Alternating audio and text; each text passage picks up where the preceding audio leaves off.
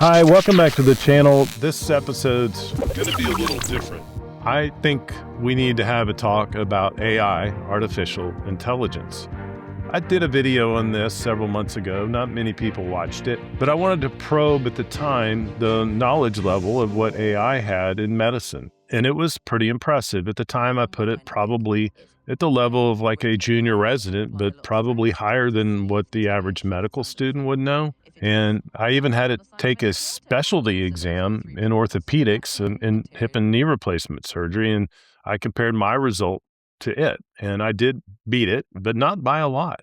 AI models are trained on what's available to them. They scrape the internet and they have basically real-time access to entire libraries of information. But that test, what was unique about it, it was behind a paywall. It's copyrighted material from the American Academy of Orthopedic Surgeons. So I was fairly certain that the AI model had not had any opportunity to be exposed to that before. But I would encourage you to maybe take a look at that because I see a lot of it in the comments, and I know the age demographic of the people that watch this channel. And I think there is probably a little bit of a blind spot there and not willing to recognize its value and its place. And I do worry. I came across a channel the other day. I was just watching it from the channel is called Dr. Paul Robinson. The channel's not very old. It's already got 25,000 subscribers, basically almost as much as I do. And it's clearly entirely a video of an AI doctor. It's not a real person that's even presenting the information. The doctor that names themselves, I think it's Dr. Carter, even though the channel is called Dr. Paul Robinson, actually on video claims to have treated patients for over 15 years. I am Dr. Michael Carter, a physician specialized in senior health with over 15 years of dedicated clinical experience. I have sat across from thousands of men and women over 60, people who did everything right, who ate reasonably well, who exercised when they could, and still ended up in a cardiologist's office wondering what went wrong. Now, I'm not arguing the accuracy of what's being said in these videos, but what's troublesome to me, if you read the comments, the majority of the people feel like they're actually listening to a real doctor. I find that a little bit of a bridge too far. I do use AI, and we all use AI, whether you know it or not, but it does help me in the creation of these videos. But I'm the one in control. I'm the one conveying the message. I'm a board-certified orthopedic surgeon. So, when I say something, it's coming from somewhat of a position of training and expertise. That doesn't mean I'm not wrong from time to time, and I will certainly share my opinions. But I'm troubled by this, and maybe to some extent, YouTube has some role to play in this. YouTube does have a medical authentication where you can get a stamp that says this is a true licensed physician at the bottom of your channel. I applied for it over a month ago, and still nothing's happened. I gave them all my medical licensing, credentials, board certification, all of that. But this is a little troublesome to me because it dupes people. And I don't, one of the reasons I have to use AI is I sometimes, I write all my scripts and the episodes myself, but it will help me fact check things, make sure that I'm not giving you improper information. But I worry about who's actually supervising these episodes or these channels, and who is, when they are portraying themselves as an actual practicing physician.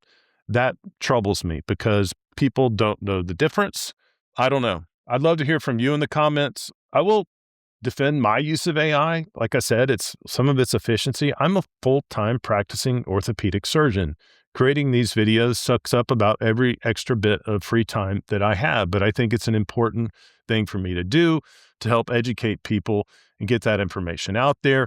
We just don't get a lot of time with our patients, and I hope first and foremost it helps my patients, but I hope it helps a lot of other people out there. But there's other reasons we need to use AI. There are complex medical graphics that I need to display that are very difficult to create, and I have experience using motion graphics tools and things that I could do it myself, but it would take 12 hours where an AI model can do it in 5 minutes. It still requires a lot of my supervision to make sure they get it right. And I'm not going to put something out there that is medically incorrect or anatomically incorrect, for example. The other thing about AI in a medical channel is we have patient privacy laws to abide by. I can't show a patient without their written consent. And even then, I'm hesitant to even do that But we cannot have patient privacy violations. That's HIPAA laws that we have to abide by. But this allows a person that doesn't exist to be sort of a demonstration. There, for example, in the hip dislocation video, I showed this position of how the hip, with flexion and adduction and internal rotation, can cause a posterior dislocation. Could I have hired a model or asked someone to demonstrate that for me? Yes, I suppose so. In the sake of time and efficiency, I could do that on AI in about 5 to 10 minutes. The other reason I'll sometimes use AI is just for basic entertainment purposes. It's not to dupe anyone, but frequently we get pretty harsh comments to say, AI, I'm done. I'm not watching this channel anymore. That's fine. You can ignore AI completely. Good luck. I think you're probably the person sitting on that horse as the Model T comes driving down the road. AI is here.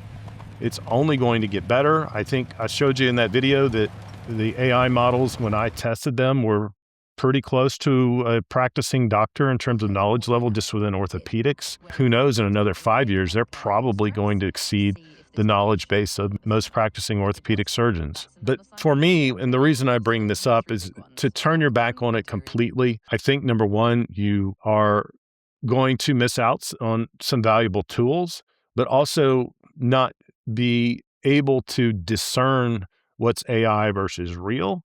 And I have a real problem with channels like this. They're portraying someone as a practicing physician who's clearly a human being that doesn't even exist. That to me is a bridge too far. Criticize me all you want. Let me know. I just want to hear what you all think in the comments. I don't know what to tell my own kids about AI. It is, to me, the more and more I learn about it, a little bit more of a scarier and scarier future for a lot of different professions, what our world, what our economy looks like. Knowledge used to be a very coveted, worthwhile thing to pursue, but it's going to be at everyone's fingertips now. So I don't know. I try to listen to experts on this. I'm going to keep giving you real human education from my standpoint with my knowledge base and experience. Lastly, I think it's important to understand that AI learns from us. AI is learning probably from the videos I've created that I've shared my knowledge with. So they're not, at least at this point in time, creating their own knowledge sets. There are some people in the AI world think that once AI kind of gets through all the human knowledge, that it's going to start consuming some of its own knowledge. And as we know, AI has a tendency to confabulate, hallucinate, confound, however you want to call it. And it's going to get perhaps increasingly more wrong as it starts to learn from itself because it doesn't know what's true anymore. But nevertheless, the models are getting more and more intelligent. I just want to put this out there for awareness. And again, you can get mad at it all you want. If you don't learn to at least try to harness it, try to understand it, I think you're going to be potentially left behind and potentially be in a situation even worse where you're duped by it. Lastly, I'll share with you, this is called the sort of Turing-test, when you don't know that you're talking to an artificial model. And, this YouTube channel that I watched, this is pretty clear to most people, but maybe not all, that this is an AI-generated video of a non-living human being. But I was speaking with a customer service from a software company a couple of weeks ago on the telephone, and it's the first time in my life I was speaking to an AI agent, and I did not know it was an AI agent. It was the point when they said, if you would like to talk to a human, please let me know and I will connect you. And I was stunned by that. So it's here, it's coming. I want to give you all a little bit of an update on the Dr. Paul Robinson channel and previously Dr. Michael Carter, I believe. But anyway, the reason the names keep changing is because the channel keeps changing, and it looks like I filmed that episode a little while back, and over the course of 3 or 4 weeks, that channel grew to large numbers, I think over 30,000 subscribers, but it's now gone. And it's pretty clear that YouTube is actively pursuing and shutting down these channels, but it keeps popping up under a different name, and you'll see the same avatar AI model on there.